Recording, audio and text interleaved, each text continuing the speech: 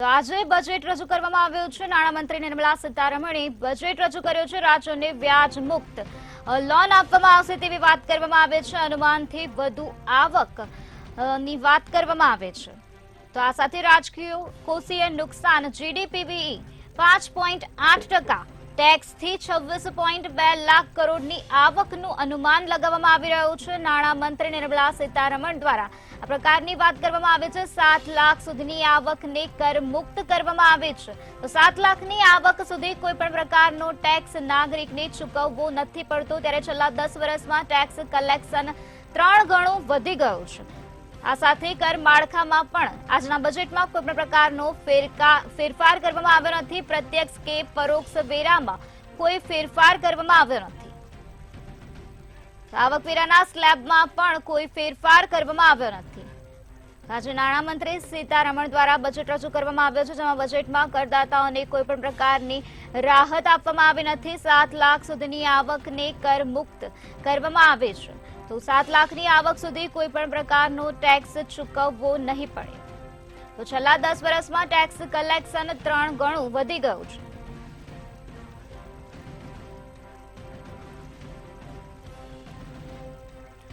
તો આ જ મુદ્દે આપણી સાથે વિસ્તૃત ચર્ચા કરવા માટે આપણી સાથે જોડાઈ ગયા છે ભાજપના પ્રવક્તા, જેમનું નામ નકુલ ઠક્કર છે। શ્રી નકુલભાઈ, સ્વાગત છે આપનું મંતવ્ય ન્યૂઝમાં।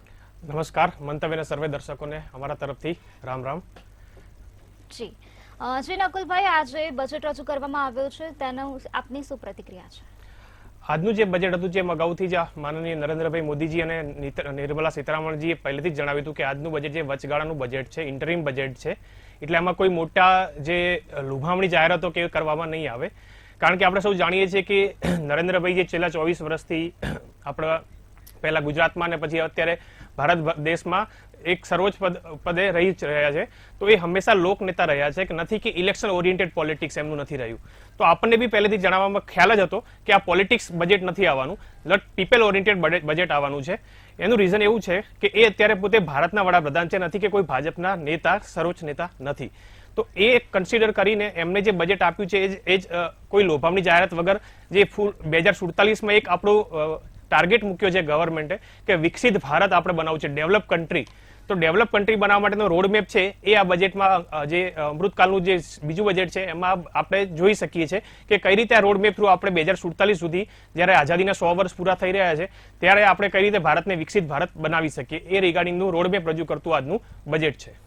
જી શ્રી નકુલભાઈ, તો ભારતની જનતાને આજના બજેટથી કેટલો લાભ થશે? આજનું આપણે બજેટ જોઈએ તો દરેક સેક્ટરને આવરી લેવામાં આવ્યું છે। જોવા જઈએ તો પહેલાથી ફાર્મર છે, તો એમને આપણે 4 કરોડ સુધીના એમને ઇન્સ્યોરન્સ આપવામાં આવે છે। જે પહેલાનું જે ફાળવણી યુપીએ સરકારમાં જે 21 લાખ કરોડની હતી, 21,000 કરોડની હતી, એ અત્યારે આ ગવર્મેન્ટે 1,25,000 કરોડનું કૃષિને બજેટ ફાળવ્યું છે। સામે જોવા જઈએ તો ટુરિઝમ સેક્ટરની આજે વાત કરવામાં આવી છે કે ટુરિઝમ સેક્ટરમાં દરેક રાજ્યોને 50 વર્ષ સુધી વિધાઉટ એની ઇન્ટરેસ્ટ, એટલે કર્જ મુક્ત, એક વ્યાજ મુક્ત એક લોન આપવામાં આવશે, તે આખા ટુરિઝમ સેક્ટરનું ડેવલપમેન્ટ થઈ શકે। આપણે જોયું છે કે એક એક્ઝામ્પલ તરીકે જોઈએ તો એક દુબઈ, જે આખું કન્ટ્રી છે અત્યારે છે એક આર્ટિફિશિયલ ડેવલપ થયેલું કન્ટ્રી છે। તો એ રીતે આપણી પાસે તો અત્યારે ઘણું બધું બતાવવા જેવું છે। પહેલાના જમાનામાં શું હતું, જ્યારે યુપીએ સરકારની ગવર્મેન્ટ હતી ત્યારે કોઈ બી બહારથી વડા આવતા તો એમને શું હતું, હૈદરાબાદ હાઉસ લઈ જવામાં આવતા, હૈદર મેક્સિમમ તાજમહેલ બતાવવામાં આવતો હતો। આપણે 2014 પછીના પરિવર્તનમાં જોઈ રહ્યા છીએ તો એમને કોઈ સાઉથના સારા એવા ટેમ્પલમાં લઈ જવામાં આવે છે। જયપુર, હમણે આપણે ફ્રાન્સના વડાપ્રધાન આવ્યા ત્યારે એમને જયપુર બતાવવામાં આવ્યું। ઘણા બધા વડાઓ આપણે સાબરમતી આશ્રમ આવીને ગયા, સ્ટેચ્યુ ઓફ યુનિટી આપણે ડેવલપ કર્યું છે। તો આ બધા જે ડેવલપમેન્ટ છે એ અગેન થઈ રહ્યા છે। ટુરિઝમ સેક્ટર માટે બી આવી રીતે દરેક રાજ્યને 50 વર્ષ સુધી કર્જમુક્ત લોન આપવાનું એલાન કરવામાં આવ્યું છે। એનાથી શું થશે કે ટુરિઝમ જે છે, વર્લ્ડનો જે FIA નો ફ્લો છે એ આપણે ટુરિઝમ સેક્ટર થ્રુ આપણે ઇન્ડિયામાં આવશે। એક અંડર ડેવલપ ટુરિઝમ સેક્ટર આપણે ઇન્ડિયામાં છે કે જેમાં પહેલાના જમાનામાં એવું હતું કે સેફટીનો પ્રોબ્લેમ લાગતો હતો ફોરેનર્સને, તો હવે આપણે જોઈ શકીએ છીએ કે ફોરેનર્સ માટે સેફટી બહુ સારી છે, એટલે ટુરિઝમને આપણે આ રીતે ડેવલપ કરી શકીશું। ત્રીજું જે વસ્તુ જે બજેટમાં મને મેઇન લાગી છે કેપેક્સ, તો જે 11.11 લાખ કરોડનું કેપેક્સ એટલે કેપિટલ એક્સપેન્ડિચરનું અનાઉન્સમેન્ટ થયું છે। ઇટ મીન્સ કે ગવર્મેન્ટ કેપિટલ પ્રોજેક્ટ મીન્સ કે જે લોંગ ટર્મ માટેના પ્રોજેક્ટ હોય એમાં ગવર્મેન્ટ સ્પેન્ડિંગ વધારશે। તો આનાથી શું થશે, અત્યાર સુધી આ હિસ્ટ્રિક છે, અત્યાર સુધીના બજેટમાં, ગયા બજેટમાં એ લોકો 10 લાખ કરોડનું અલોટમેન્ટ થયું હતું. આ વખતે 11 લાખ કરોડનું અલોટમેન્ટ કેપિટલ ઇન્ફ્રાસ્ટ્રક્ચર માટે, કેપિટલ એક્સપેન્ડિચર માટે ગવર્મેન્ટે કરેલું છે, જે અર્લિયર્સમાં 2014 સુધીમાં એ આપણે ખાલી 2 લાખ કરોડનું જ હતું. એક સાદી ભાષામાં આપણે સમજાવું તો ₹1 જે કેપિટલ એક્સપેન્ડિચરમાં આપણે સ્પેન્ડ કરીએ છીએ તો એનાથી આપણે જીડીપીમાં 6 ટાઈમ વૃદ્ધિ થાય છે. કે એટલે જોઈ શકીએ છીએ કે અત્યારે આપણું જે 2 દિવસ પહેલા બી IMF નું પ્રોજેક્શન આવ્યું કે અત્યારે બી એમનું જે પ્રોજેક્શન બી રિવાઇઝ કર્યું કે જે પહેલા એમને 6.3% જીડીપી નું એસ્ટિમેટ હતું એ વધારીને એ લોકોએ 6.8% જીડીપી નું એસ્ટિમેટ કર્યું છે ઇન્ડિયાની. ઇટ મીન્સ આપણે જોઈ રહ્યા છીએ કે અત્યારે ભારત છે પૂરા વિશ્વમાં ફાસ્ટેસ્ટ ગ્રોઈંગ ઇકોનોમી તરીકે ઉભરી આવ્યું છે. તો આ બજેટમાં દરેક વસ્તુને દરેક પાસાને સાંકળી લેવામાં આવે છે અને દરેકનો વિકાસ થાય, દરેક સેક્ટરનો વિકાસ થાય, એને આવરીને 2047 સુધીમાં આપણે કઈ રીતે વિકસિત ભારત સુધી પહોંચી શકીએ એનો અંદાજો આમાં આપવામાં આવ્યો છે. જી, જેમ કે આજના બજેટમાં ટુરિઝમ સેક્ટરના વિકાસની વાત કરવામાં આવે છે, તો ટુરિઝમ સેક્ટરના વિકાસથી દેશને આર્થિક રીતે કેટલો લાભ થશે? આપણે જોઈ રહ્યા છીએ કે જે ટુરિઝમ સેક્ટરમાં બી એ લોકોએ 2-3 વસ્તુ બી કરી કે કનેક્ટિવિટી ટુ પોર્ટને બી એને કનેક્ટ કરવાના છે. રોડ થ્રુ કનેક્ટિવિટી તો ઓલરેડી સારી થઈ ગઈ છે. રેલના બી એમને અનાઉન્સમેન્ટ કર્યું છે કે રેલ કનેક્ટિવિટી દરેક ટુરિઝમ સેક્ટર સુધી લઈ જવી છે. તો સેકન્ડ અનાઉન્સમેન્ટ જે થયું છે સ્પિરિચ્યુઅલ ટુરિઝમમાં એકલા પ્લેસીસ તો બતાવવા છે, બટ સ્પિરિચ્યુઅલ ટુરિઝમ જેમ આપણે જોયું હમણાં જ અયોધ્યા રામ મંદિરનું નિર્માણ થયું છે, તો એ બી એક ધારણા છે કે વર્લ્ડમાં દરેક લોકો એકવાર તો અયોધ્યા જોવા આવશે જ.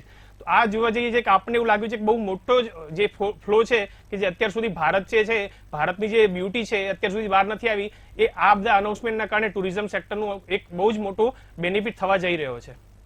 જી, તો આજના બજેટમાં એવી પણ વાત કરવામાં આવી કે છેલ્લા 10 વર્ષમાં 3 ગણું ટેક્સ કલેક્શન વધી ગયું છે, તે વિશે આપનું શું કહેવું છે? હા, એ જોવા જઈએ તો એક બહુ સરસ વાત છે કે 2014 સુધી જે ઇન્કમ ટેક્સનો સ્લેબ હતો એ 2.2 લાખ સુધીનો સ્લેબ હતો, એના ઉપર ઇન્કમમાં ટેક્સેબલ હતું. અત્યારે જોવા જઈએ છીએ તો એ ટેક્સેશનનો સ્લેબ એ લોકોએ આ ગવર્મેન્ટે વધારી અને 7 લાખ સુધીનો કર્યો છે. ઇવન સેલરાઇડ લોકો માટે તો 50,000નું બીજું સ્ટાન્ડર્ડ ડિડક્શન અલગથી આપવામાં આવ્યું છે, એટલે 7.5 લાખ સુધીની ઇન્કમ સુધી કોઈ જ ટેક્સ આપવામાં નથી આવ્યો.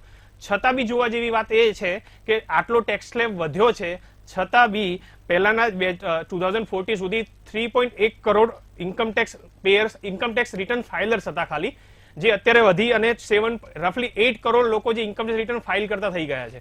એટલે આપણે જોવામાં આવ્યું છે કે દાયરો વધ્યો છે, રફલી 4 ટાઈમ્સ ઇન્કમનો સ્લેબ વધારી દીધો છે. એ છતાં બી ઇન્કમ ટેક્સ રિટર્ન ફાઇલરની સંખ્યા બી ડબલ થઈ છે. એટલે એ જોવામાં આવ્યું છે કે પહેલાના જમાનામાં જે હતું યુપીએ ગવર્મેન્ટના ગાળામાં કે પહેલા પેરેલલ ઇકોનોમી ચાલતી હતી, બ્લેક ઇકોનોમી ને વ્હાઇટ ઇકોનોમી, એને ખરા અંશે નોટબંધી, જીએસટી જેવા પ્રયાસોના કારણે મોદી સાહેબજીની ગવર્મેન્ટને એ સફળતા મળી કહી શકાય કે લોકો હવે વ્હાઇટ ઇકોનોમી તરફ વળી રહ્યા છે.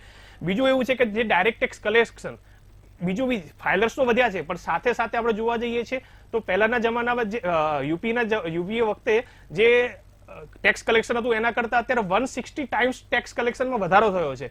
160% ટેક્સમાં વધારો થયો છે. એટલે જોવા જઈએ તો એ બી બહુ જ મોટો વધારો છે. સામે જીએસટી જોવા જઈએ, જીએસટીના ફિગર્સ ગઈ વખતે જે આવ્યા છે, 2 દિવસ પહેલા જ આવ્યા છે ગયા મંથના, તો 1.72 લાખ કરોડનું જીએસટી કલેક્શન થયું છે. એટલે આ જોવા જઈએ તો કે યુથની સ્પેન્ડિંગ કેપેસિટી વધી છે, લોકોની ઇન્કમમાં બી ખાસો વધારો થયો છે અને લોકોમાં ઇન્કમ તો વધી છે અને સામે ખર્ચા બી વધી રહ્યા છે. તો એ જોવા જઈએ તો ઓવરઓલ ડેવલપમેન્ટ છે એ આપણને દેખાઈ રહ્યું છે. યુપીએનું પેમેન્ટ તમે જોઈ શકો છો, જ્યારે ઓન રેકોર્ડ ઉપર આપણે ભૂતપૂર્વ નાણામંત્રીએ કીધેલું હતું કે ભારતમાં આવી રીતે કોઈ વિચારવું એ કલ્પનાની બહારની વસ્તુ છે, પણ કહેવાય છે ને ગુજરાતીમાં કે મન હોય તો માળવે જવાય, વિલ ફાઇન્ડ અ વે. આપણી ઈચ્છા શક્તિ હોવી જોઈએ. આપણે કંઈક કરવું છે ભારત માટે તો કેમ ના થઈ શકે? અને મોદી સાહેબનું એ જ રહ્યું છે કે મારે કરવું છે, કઈ રીતે કરવું છે એ પછી આપણી પાસેથી સવાલ જવાબ કરી અને મનોમંથન કરીને એના ઉપર ઇમ્પ્લિમેન્ટેશન કરતા હોય છે. તો એ જોઈ અને જે ઓન રેકોર્ડ એમને સંસદમાં એક સ્ટેટમેન્ટ આપ્યું હતું ભૂતપૂર્વ નાણામંત્રીએ કે ઇન્ડિયામાં કેશલેસ ઇકોનોમી પોસિબલ નથી. અને આજે આપણે જોઈ રહ્યા છીએ કે આપણી જે ટેકનિક છે યુપીઆઈ પેમેન્ટની, એ વર્લ્ડ આપણી પાસેથી એ ટેકનિક પરચેસ કરી રહ્યો છે. તો એક આપણા માટે આ બી બહુ મોટી ગર્વની બાબત છે અને લોકો હંમેશા વ્હાઇટ પેમેન્ટ ઉપર વળતા જઈ રહ્યા છે. જી, તો એક રાષ્ટ્ર અને એક ટેક્સથી ટેક્સ કલેક્શનમાં વધારો થયો છે અને આના કારણે ટેક્સ ચોરીમાં ઘટાડો થયો છે, તે વિશે આપનું શું કહેવું છે? હા, એ જોવા જેવું છે. પહેલા તો ટાઈપમાં શું હતું, જ્યારે યુપીએ ગવર્મેન્ટ હતી તો 2014 પહેલા આપણે જોતા હતા કે બહુ જ બધા ટેક્સ હતા. ઓક્ટ્રો ટેક્સ હતો, વેટ હતું, એક્સાઇઝ હતું, કસ્ટમમાં અલગ અલગ ટેક્સ હતા, બીજા લોકલ સ્ટેટ ગવર્મેન્ટ ટેક્સીસ હતા. તો આના કારણે શું હતું કે લાયસન્સ રાજ ચાલતું હતું. એટલે કોઈ બી માણસે જ્યારે બિઝનેસ શરૂ કરવો હોય તો બિઝનેસ શરૂ કરતા પહેલા તો એને આ વિચારવું પડે કે આ આટલા જે લાયસન્સ છે એની મારે અલગથી ફીસ પે કરવાની થશે. જેટલા લાયસન્સીસ અલગ અલગ ગવર્મેન્ટના લેવા પડતા એમાં જે અંડર ટેબલ બધાને વ્યવહાર સાચવવો પડતો. એટલે જે ઇઝ ઓફ ડુઈંગ બિઝનેસ અને બિઝનેસ કરવો એ મારા સ્ટ્રેસનું કામ હતું. તો આપણે આ જોવા જઈ રહ્યા છીએ કે જીએસટી આવવાથી મલ્ટી જે આ બધા કેસ્કેડિંગ ઇફેક્ટ વાળા જે ટેક્સ હતા એ બધા નીકળી ગયા છે. જે ડબલ ટેક્સેશન થઈ રહ્યું હતું એ સિમ્પલ નીકળી ગયું છે. બીજું, વેપારીને બી ખબર છે કે આ મારે આ વસ્તુ પરચેસ કરું છું, આ મારે વેચવાનું છે, મારે કેટલો ગવર્મેન્ટને ટેક્સ પે કરવાનો છે, મારો પ્રોફિટ કેટલો છે. જ્યારે પહેલામાં શું હતું કે એક્સાઇઝનું કેલ્ક્યુલેશન એટલું કોમ્પ્લેક્સ હોય, પછી વેટનું કેલ્ક્યુલેશન કરવાનું, એમાં આ બધા જેટલા લાયસન્સ રાજ હોય એટલે બધા ઓફિસર્સને સાચવવાના. તો આ બધું જોવા જતા એ વેપારીને ખ્યાલ જ નહોતો કે હું ધંધો કરું છું, હું મારું ટર્નઓવર કરું છું, પણ મને કઈ મારા પોકેટમાં કઈ આવ્યું છે કે નથી આવી રહ્યું એ કઈ જ ખ્યાલ નહોતો આવતો. જીએસટી આવવાથી શું થયું છે કે આ બધા કેસ્કેડિંગ ઇફેક્ટ વાળા બધા ટેક્સેશન નીકળી ગયા છે. સિમ્પલ ટેક્સ થઈ ગયું છે કે આટલામાં હું ટેક્સમાં પરચેસ કરું છું, આટલું પે કરું છું. તો એને બી ખ્યાલ છે કે મારે ગવર્મેન્ટ આટલા પે કરે છે, મારા ઘરે આટલો પ્રોફિટ વધે છે, અને એ પ્રોફિટ ઉપરથી ગવર્મેન્ટને બી ખબર છે કે આટલો પ્રોફિટ કર્યો છે એના ઉપર, તો એના ઉપર અને આટલો ઇન્કમ ટેક્સ બી પે કરવાનો થશે. તો આના કારણે બી ગવર્મેન્ટ પાસે બી રિયલ ટાઈમ ડેટા હવે અવેલેબલ થઈ ગયા છે કે કયા ઇન્ડસ્ટ્રીમાં કેટલું ટર્નઓવર થઈ રહ્યું છે, કયા ઇન્ડસ્ટ્રીને હજુ ડેવલપ કરવાની જરૂર છે, ક્યાં લેકિંગ થઈ રહ્યું છે. 26 AS ઇન્કમ ટેક્સમાં ફોર્મ છે, AIS ફોર્મ આવી ગયું છે. તો ગવર્મેન્ટ બી એમાં આપણને મોટા ભાગની 90% ડેટા તો રિટર્નમાં આપણને ઓલરેડી અવેલેબલ થઈ જાય છે કે આપણે બી કંઈ કરવાની જરૂર નથી. એટલે આપણને બી ખ્યાલ રહે કે ગવર્મેન્ટને બી આપણી ઇન્કમનો ખ્યાલ છે. તો એનાથી ટેક્સ ચોરી ઘટી છે. ટેક્સ ચોરી ઘટવાથી શું થયું છે, ગવર્મેન્ટનું રાજસ્વ એટલે ગવર્મેન્ટનું ટેક્સની ઇન્કમ વધી છે. એક ટેક્સ ઇન્કમ ગવર્મેન્ટ અગેન આપણની પાસે આ રીતે કેપિટલ એક્સપેન્ડિચર કે એવી રીતે આપણને આપી અને અગેન આપણી સુવિધામાં વધારો કરી રહી છે. જી, એક રાષ્ટ્ર અને એક ટેક્સથી આ ટેક્સ કલેક્શનમાં વધારો થયો છે તેવું આપનું કહેવું છે, પરંતુ એક રાષ્ટ્ર અને એક ટેક્સ યાની જીએસટીના કારણે અમુક કૌભાંડ પણ સામે આવતા હોય છે, જેમ કે અમુક વેપારીઓ આઈટીસીના નામે છેતરપિંડી કરતા હોય છે, તેવા પણ બનાવ બનતા હોય છે. તે વિશે આપનું શું કહેવું છે?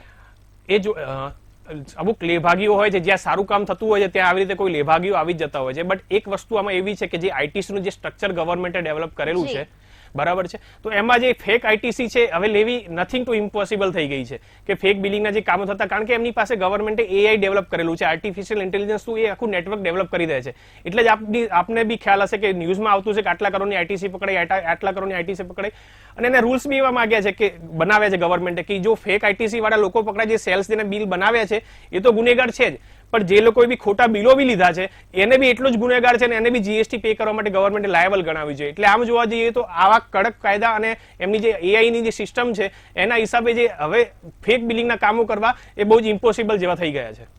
જી, આજના બજેટમાં રજૂ કરવામાં આવ્યો છે કે મોંઘવારી દરમાં વધારો થયો નથી, તે વિશે આપની શું પ્રતિક્રિયા છે?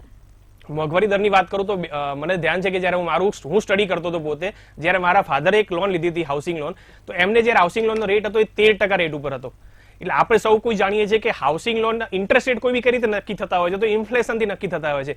Higher the inflation higher the interest rate, બરાબર છે. તો એ વખતે મને ખ્યાલ છે કે એમને 13% હાઉસિંગ લોન ઉપર એ લોકો વ્યાજ પે કરતા હતા. તો આજે મને જણાવતા આનંદ થાય છે કે જ્યારે મેં પોતે હાઉસિંગ લોન લીધી છે તો મારા અત્યારે હાઉસિંગ લોનનો રેટ મારો ખાલી 8% જ છે.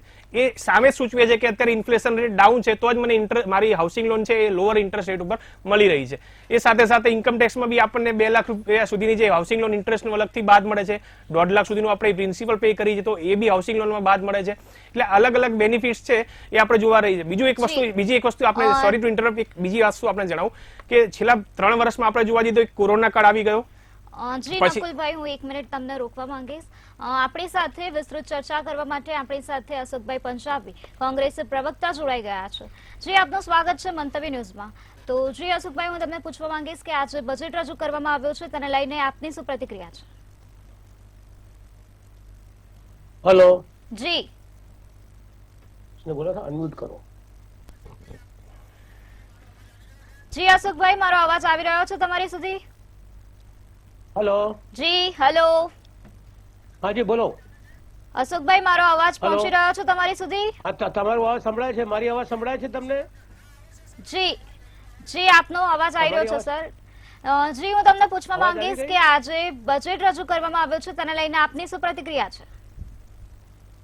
હેલો જી, આ બજેટ અંગેની પ્રતિક્રિયા. જી, બજેટ બાબતમાં તો બિલકુલ સીધી સાદી સ્પષ્ટ વાત છે. ચારે બાજુ આને વિરુદ્ધમાં લોકોનો આક્રોશ ફૂટી પડ્યો છે, કારણ કે આ બજેટમાં કશું છે જ નહીં.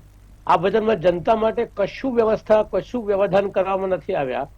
ઇન્કમ ટેક્સનું સ્લેબ તેમને તેમ છે, બીજા ટેક્સો જે છે તેમને કોઈ પ્રકાર કોઈ જાતની રાહત આપવામાં આવી નથી, અને હથેલીમાં ચાંદ બતાવીને લોકોને 2047 વિકસિત ભારત, કઈ જાતનું વિકસિત ભારત? તમે બીજી તરફ તમે જોઈ શકો છો કે જે લોકો કોર્પોરેટમાં કામ કરે છે, એટલે કોર્પોરેટ ટેક્સ છે એ ફક્ત કોર્પોરેટ એટલે મોટા મોટા મૂડીવાદીઓ અને કોર્પોરેટ કંપનીઓને જ આની અંદર રાહત મળી છે.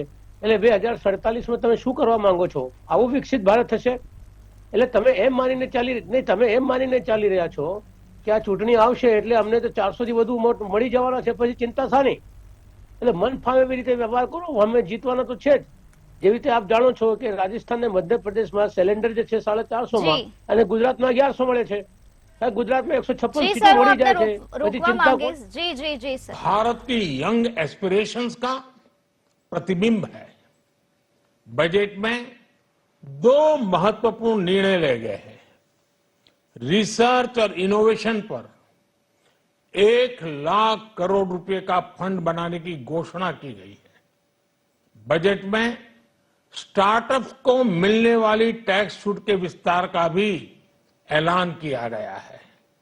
साथियों, इस बजट में फिस्कल डेफिसिट को नियंत्रण में रखते हुए कैपिटल एक्सपेंडिचर को 11,11,111 करोड़ रुपए की ऐतिहासिक ऊंचाई दी गई है। अर्थशास्त्रियों की भाषा में कहें तो एक प्रकार से स्वीट स्पॉट है। इससे भारत में 21वीं सदी के आधुनिक इंफ्रास्ट्रक्चर के निर्माण के साथ ही युवाओं के लिए अनगिनत रोजगार के नए अवसर तैयार होंगे। बजट में वंदे भारत स्टैंडर्ड की 40,000 आधुनिक बोगियां बनाकर उन्हें सामान्य यात्री ट्रेनों में लगाने का ऐलान किया गया है। इससे देश के अलग अलग रेल रूट पर करोड़ों यात्रियों में आरामदायक यात्रा का अनुभव बढ़ेगा। साथियों, हम एक बड़ा लक्ष्य तय करते हैं, उसे प्राप्त करते हैं और फिर उससे भी बड़ा लक्ष्य अपने लिए तय करते हैं। गरीबों के लिए हमने गांवों और शहरों में 4 करोड़ से अधिक घर बनाए। अब हमने 2 करोड़ और नए घर बनाने का लक्ष्य रखा है। हमने 2 करोड़ महिलाओं को लखपति दीदी बनाने का लक्ष्य रखा था। अब इस लक्ष्य को बढ़ाकर 3 करोड़ लखपति दीदी बनाने का कर दिया गया है। आयुष्मान भारत योजना ने गरीबों की बहुत मदद की है। अब आंगनवाड़ी और आशा वर्कर, उन सबको इस योजना का लाभ मिलेगा। साथियों, इस बजट में गरीब और मध्यम वर्ग को एम्पावर करने, उनके लिए आय के नए अवसर बनाने पर भी बहुत जोर दिया गया है।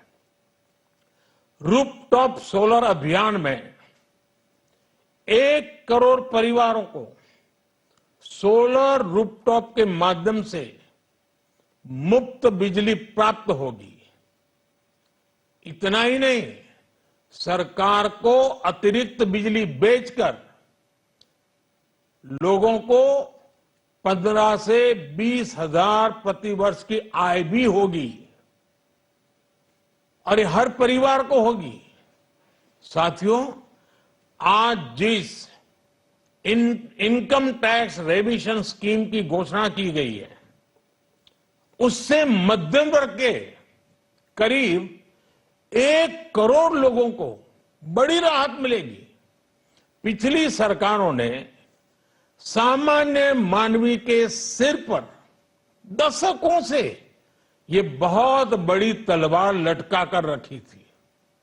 आज इस बजट में किसानों के लिए भी बहुत महत्वपूर्ण और बड़े निर्णय लिए गए हैं। नैनो डीएपी का उपयोग हो, पशुओं के लिए नई योजना हो, पीएम मत्स्य संपदा योजना का विस्तार हो और आत्मनिर्भर ऑयल सीड अभियान हो। इससे किसानों की आय बढ़ेगी और खर्च कम होगा। मैं एक बार फिर सभी देशवासियों को इस ऐतिहासिक बजट के लिए शुभकामनाएं देता हूं। बहुत बहुत धन्यवाद।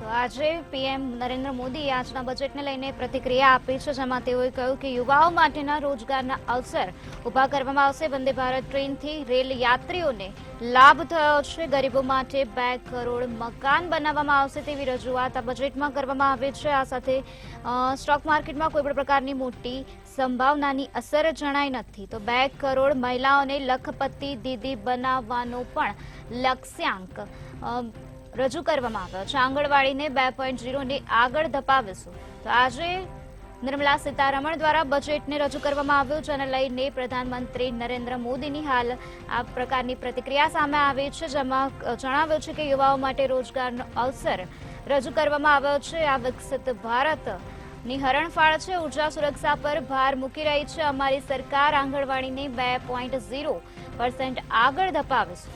તો સર્વાઇકલ કેન્સર માટે રસીકરણને પ્રોત્સાહન આપવામાં આવ્યું છે. આ પ્રકારના બજેટને લઈને પીએમ મોદીનું સંબોધન આજે રજૂ થયું છે. ત્યારે સંબોધનમાં પીએમ મોદીએ કહ્યું કે યુવાઓ માટે રોજગારનો અવસર, આ સાથે વંદે ભારત ટ્રેનથી રેલ યાત્રીઓને ફાયદો થયો છે. ગરીબો માટે હવે 2 કરોડ આવાસ યોજના માટે મકાન બનાવીશું. ત્યારે 2 કરોડ મહિલાઓને લખપતિ દીદી બનાવવાનો પણ અમારો લક્ષ્યાંક છે.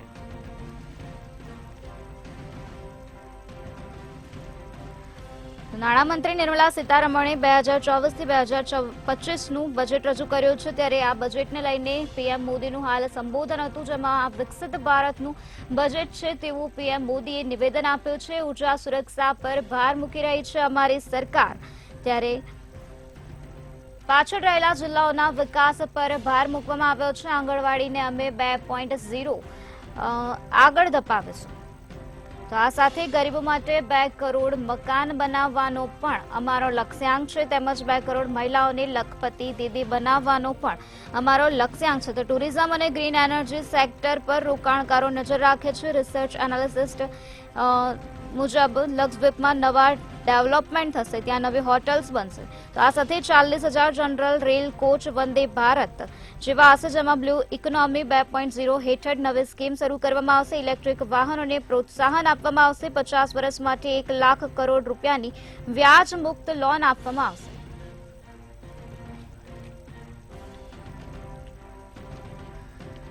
તો આ જ વાતને લઈને આપણી સાથે વિસ્તૃત ચર્ચા કરવા માટે અત્યારે ભાજપ પ્રવક્તા નકુલ ઠક્કર આપણી સાથે જોડાયેલા છે, જેમની સાથે આપણે વાત કરીશું. તો જી નકુલભાઈ, આંબળે અત્યારે જે પીએમ મોદીએ સંબોધન આપ્યું, જેમાં એમણે કહ્યું કે યુવાઓ માટે રોજગારનો અવસરની વાત આ બજેટમાં રજૂ કરવામાં આવે છે, તે વિશે આપની શું પ્રતિક્રિયા છે? આપણે જોવા જઈ રહ્યા છીએ કે તો પહેલાના ટાઈમમાં જે 2014 સુધીમાં આઈઆઈટીઝ હતી તો એ 10,000 આઈટીઆઈસ હતી. એટલે સ્કિલ ઇન્ડિયા ગવર્મેન્ટે એક લોન્ચ કર્યું છે. તો સ્કિલ ઇન્ડિયા બેઝ ઉપર શું છે, તો ભારતને આપણે એક એવી ઇકોસિસ્ટમ ડેવલપ કરી છે કે જોબ સિકરની જગ્યાએ જોબ ગીવરની એક ડેવલપ થાય, એક પરસેપ્શન ડેવલપ થાય કે જે આજના યુવાનો છે એક જોબ શોધવા માટે નહીં જાય પણ એ જોબ જનરેટ કરતા થાય. તો એ માટે જોવા જઈએ તો સ્કિલ ઇન્ડિયા અંતર્ગત અત્યારે 10,000 આઈટીઆઈમાંથી અત્યારે આપણે હવે 15,000 આઈટીઆઈઝ આપણે છેલ્લા 9 વર્ષમાં ઓપન કરી છે. સાથે સાથે જોવા જઈએ છીએ તો કે ઈપીએફઓમાં જે પહેલા 15 લાખ લોકોનું રજીસ્ટ્રેશન થયેલું હતું એ અત્યારે 1 કરોડ ઉપર 1 કરોડ 10 લાખ ઉપર ઈપીએફઓમાં જે એમ્પ્લોયનું રજીસ્ટ્રેશન થઈ ચૂક્યું છે. એ સૂચવે છે કે એમ્પ્લોયમેન્ટમાં બહુ સારો વધારો થયો છે. બીજી એક મેઇન વાત છે કે જે સ્ટાર્ટઅપ ઇકોસિસ્ટમ, જે અત્યાર સુધી 2014 પહેલા તો કોઈ સ્ટાર્ટઅપ ઇકોસિસ્ટમનો વર્ડ કોઈ સાંભળ્યો બી નહોતો. આપણે ઇવન રોજબરોજની જિંદગીમાં બી જોઈ રહ્યા છીએ કે હવે શાર્ક ટેન્ક ઇન્ડિયા એટલે એવા શો બી આવી રહ્યા છે કે જે એન્ટરપ્રેન્યોરને પ્રમોશન આપે.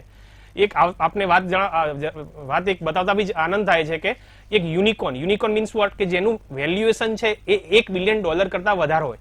તો એવા અત્યારે ભારતની અંદર 50 યુનિકોર્ન બની ચૂક્યા છે સ્ટાર્ટઅપમાં. એ આપણા માટે બહુ જ ગર્વની વાત છે કે જેનું એક યુનિકોર્નનું વેલ્યુએશન છે $1 બિલિયન કરતા વધારે છે. તો એવા 50 ઓલરેડી યુનિકોર્ન બની ચૂક્યા છે અને 150 યુનિકોર્ન એવા છે કે જે યુનિકોર્ન બનવા તરફ જઈ રહ્યા છે. વિધિન નેક્સ્ટ 5 years મેક્સિમમ બીજા 150 યુનિકોર્ન એવા છે જે આ યુનિકોર્નની ડેફિનેશનમાં આવી જશે. તો આ યુનિકોર્ન નું એક જે એટમોસ્ફિયર ડેવલપ થયું છે આના હિસાબે શું થશે કે જેટલા સ્ટાર્ટઅપ નવા આવશે એના હિસાબે એમ્પ્લોયમેન્ટ જનરેશન થશે. બીજી એક વસ્તુ કે જે MSME ને જે ગવર્મેન્ટ અલગ અલગ બેનિફિટ આપી રહી છે કે વગર એમ કોઈ ધિરાણ મળી રહ્યું છે, કોઈ જાતનું એમને મોર્ગેજ આપવાની જરૂર નથી, એમને એ લોકોને ધિરાણ મળી રહ્યું છે. તો એના હિસાબે હાઈએસ્ટ જે એમ્પ્લોયમેન્ટ જનરેશનનું કામ કોણ કરી રહી છે કે MSME કરી રહી છે. MSME ને અલગ અલગ આંકડામાં જોવા જઈએ તો એ લોકોને હાઈએસ્ટ અત્યારે ઇન્કમમાં બહુ સારો વધારો થઈ રહ્યો છે. એના હિસાબે એ લોકો દરેક MSME અત્યારે આઈધર પોતાની નવી યુનિટ સ્થાપવા માંગે છે, અધર સર્વિસમાં એડિશન કરવા માંગે છે. તો આ એક જોવા જઈ રહ્યા છે કે આપણું એમ્પ્લોયમેન્ટ જનરેશન વધી રહી છે. બીજું એક વસ્તુ એ છે કે જે આપણે અત્યાર સુધી ભારત દેશ છે એ પહેલા ડેફિસિટ કન્ટ્રીમાં આવતો હતો કે આપણે ઇમ્પોર્ટ વધારે હતું, એક્સપોર્ટ ઓછું હતું. તો અત્યારે એક વાત જણાવતા એ બી આનંદ થાય છે કે સર્વિસ સેક્ટરની અંદર આપણે અત્યારે સરપ્લસ કન્ટ્રી થઈ ગયા કે છીએ કે આપણું અત્યારે સર્વિસ સેક્ટરમાં આપણું એક્સપોર્ટ વધી ગયું છે અને ઇમ્પોર્ટ ઓછું છે. આ બી એક વસ્તુ જણાવે છે કે આપણે જે ભારત દેશની અંદર એમ્પ્લોયમેન્ટ જનરેશનનું સારું એવું કામ થયું છે. જી, તો અશોકભાઈ હાલ આપણી સાથે જોડાઈ ગયા છે. અશોકભાઈ, હું તમારી પાસે આવીશ, પરંતુ હાલ સમય થઈ ગયો છે એક નાનકડા વિરામનો. મળીશું વિરામ બાદ.